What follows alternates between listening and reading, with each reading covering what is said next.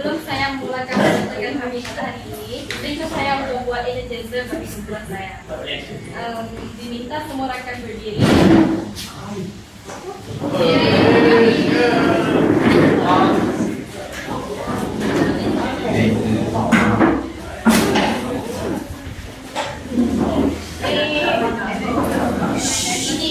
random ya. Kita lawan tahu kan? Kakak dulu orang berdiri. Yang berdiri dulu. Kalau duduk, kalau kita duduk semua berdiri. Kalau kita berdiri semua duduk. Ya, kita lawan. Ready? Go. Oh, dah siap. Duduk. Kiri. Duduk. Kiri. Diri.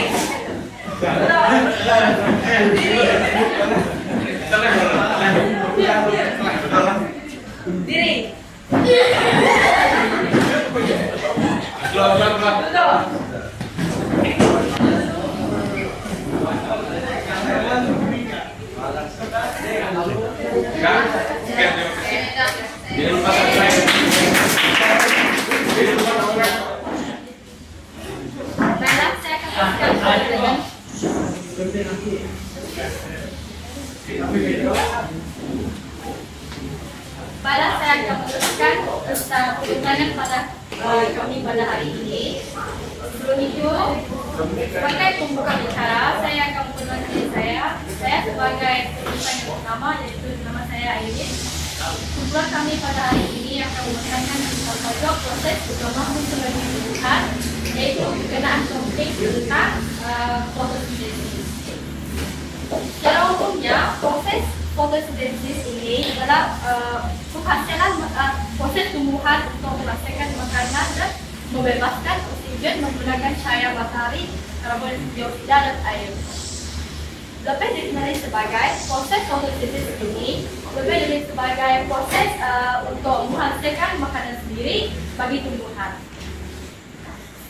Selain itu, proses ini adalah hanya berlaku pada daun tumbuhan yang punya klorofil, yaitu pigmen hijau, ataupun jika kita lihat pada sekeliling kita, kita lebih diteliti dengan pelbagai pokok yang berwarna hijau. Bermana pokok itu mempunyai pigmen hijau ataupun buah klorofil. Selepas itu, saya akan menyerahkan pembentang saya tentang proses bagaimana berlakunya fotosintesis kepada pembentang saya yang kedua, yaitu Sylvia, yang akan membentangkan tentang bagaimana berlaku proses tersebut. Proses fotosintesis, proses ini ialah penghasilan karbohidrat dan oksigen daripada karbon dioksida, air dan tenaga. Tenaga digunakan untuk proses fotosintesis ini ialah cahaya matahari. Saya teruskan dengan Ezra untuk menjelaskan tentang bagaimana proses fotosintesis ini berlaku. Oke, baiklah. Di sini saya ingin menerangkan tentang terjadinya proses fotosintesis dalam tumbuhan. Proses ini terjadi apabila air bercampur dengan karbon dioksida akan terhasilnya proses fotosintesis melalui sinaran cahaya matahari. Lalu, proses ini terus juga menghasilkan karbohidrat dan oksigen. Adakah sini merupakan formula dalam bentuk kimia, tapi orang lebih mengenali proses inilah lebih mudah lagi.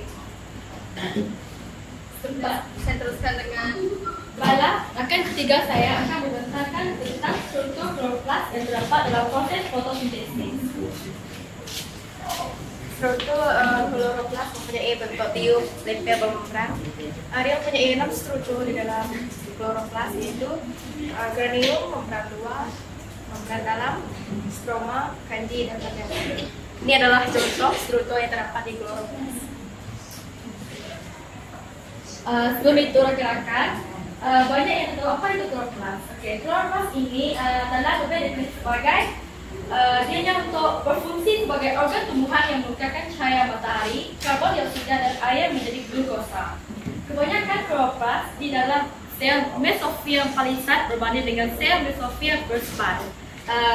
Yang inilah dikatakan sebagai struktur kloroplas. Sebelum itu, terdapat juga tindak balas fotosintesis, yaitu perkara yang pertama ialah tempat berlakunya proses fotosintesis. Okey, ianya berlaku dalam bahagian kloroplas bernama granul. Sebelum itu, granul ialah tinda balas cahaya. Dan tinda balas gelap bagi tempat berlakunya proses fotosintesis ialah bahagian kloroplas yang bernama stroma, iaitu terdapat ruang yang dalam bentuk bulatan ini. Perkara yang kedua pula iaitu sumber tenaga. Sumber tenaga kita lebih dari sebagai cahaya matahari dan tinda balas bagi gelap yang adalah adenosin trifosfat dan nikotinamid adenosin dari tinda balas cahaya. Terdapat perkara yang ketiga juga yang berlaku dalam proses fotosintesis, iaitu tinda balas bagi cahaya, iaitu fotolisis. Kelas, apa itu fotolisis? Fotolisis ialah pemecahan air H2O yang menggunakan tenaga cahaya menjadi ion hidrogen dan ion hidroksil OH. Terdapat juga tinda balas gelap bagi proses yang berlaku, iaitu fiksasi. Fiksasi merujuk kepada peningkatan karbon dioksida yang menyusun dan menggabungkan hidrogen dengan karbon dioksida yang akan bentuk berkuasa.